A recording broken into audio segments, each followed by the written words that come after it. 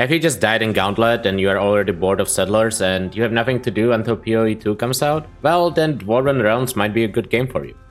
Full disclosure, I was sponsored to play this game, but I have also played a lot of hours besides the sponsorship, and honestly, this game is very fun.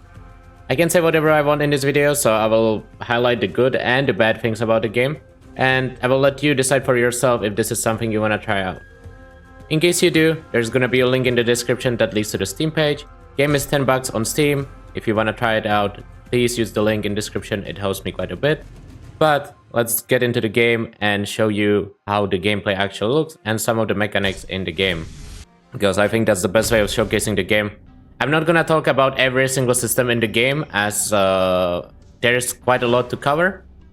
The first thing I wanna say is this game is basically a combination of an ARPG and a survivor game. So think of PoE meets Vampire Survivors, that's probably the best way to describe it. You have the combat of Vampire Survivors, and you have the ARPG-like systems of gearing characters and like updating the characters basically to infinite. So I will just jump into a random map, doesn't really matter what. I will do a level that I haven't done before just to gain more resources. And I will talk about the game a little bit and show certain mechanics while playing it. So one thing I want to highlight about this game is how very easy it is to change what build you are actually playing. Because I've changed my build within the few hours I played, like legit 10 times. And it's really fun to be able to just adjust on the go and be like, oh, I don't actually like what I was doing, let me just change everything instantly. And that is something I really miss in PoE, and it's really nice to have it in games, and I kind of wish PoE did a better job at that. But I have to say Dwarven Realms does an excellent job at allowing you to play whatever you want as you decide to change your build. Anyways, this is called a Rupture, which is basically the difficulty I chose. It's Rupture 43. Doesn't really matter too much, you don't need to know that, but what is important is there is a lot of mobs to kill and there is a lot of loot to get. Which, at the end of the day, that is why we play RPGs, that is why people play survivor games. And just hordes of monsters. The longer you stay in the Rupture, the more monsters spawn.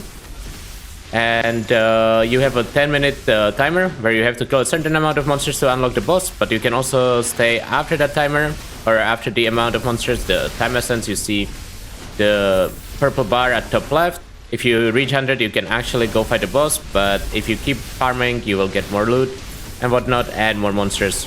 I mean, I have to say, the best part about Dwarven Realms is how fast it got you into playing. It has a tutorial that shows you every single mechanic in the game, but it shows you by showing it in-game. So the first thing you do when you load up Dwarven Realms is you start killing monsters. Legit, like, I would say 10 seconds into the game, I was already killing stuff, which I feel like is a good way of getting people into it. So let me show you some mechanics. I can show you the mechanics because this game actually pauses when you open other screens. So this is the inventory. This is just a quick scope on how many resources there are. So you can imagine the crafting being quite in-depth in this game, considering how many resources here are.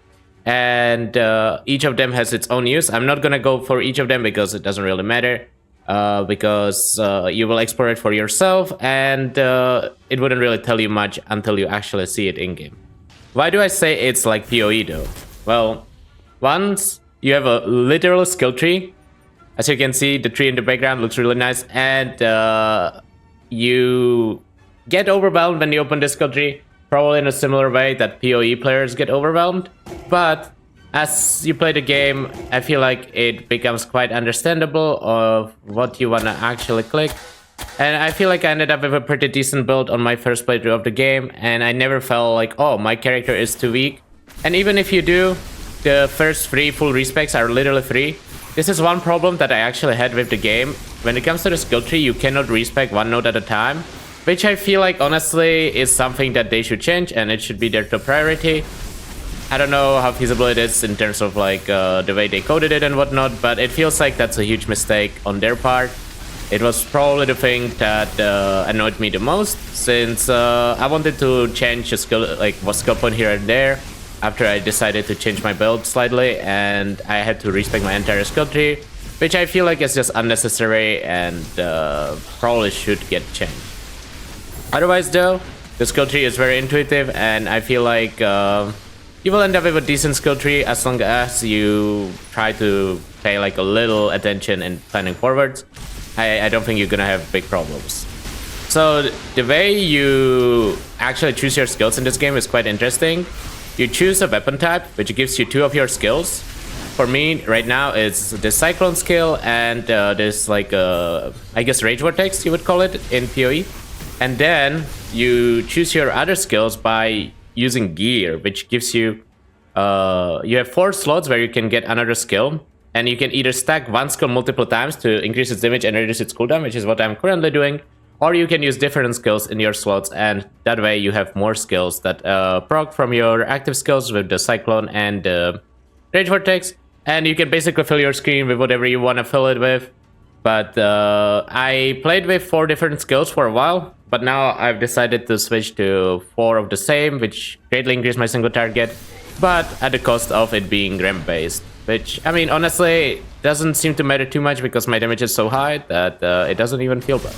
But yeah, otherwise, I feel like this game does really well at pulling you in. Like, I was playing this game for, I think, 6 hours straight, and I honestly had no idea if I played for 20 minutes or like 10 hours. It was very... It's just like, you log in, you kill monsters, you get loot, you kill more monsters, you don't really think about it, right? But you always feel your character progressing forward, which I think is the most important part when it comes to ARPGs, and this game captures that quite well. Anyways, we collected a bunch of time essence, and I could farm more mobs for 5 more minutes, but let me show you the boss. My character is quite strong compared to the difficulty I'm doing, so the boss is probably gonna die quite fast. But that is... Oh my god, I almost died. That is the core gameplay loop of this game.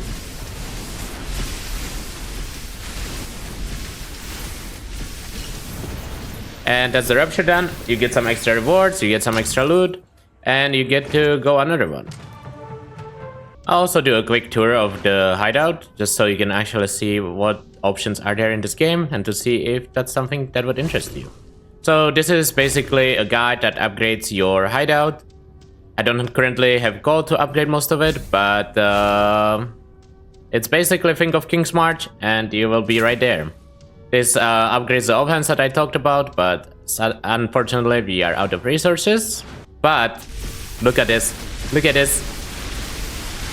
We have target enemies in this game, and it counts your DPS, it counts your damage, it shows you the spread of the damage. Why can't we just have this in PoE to actually be able to test our builds, man?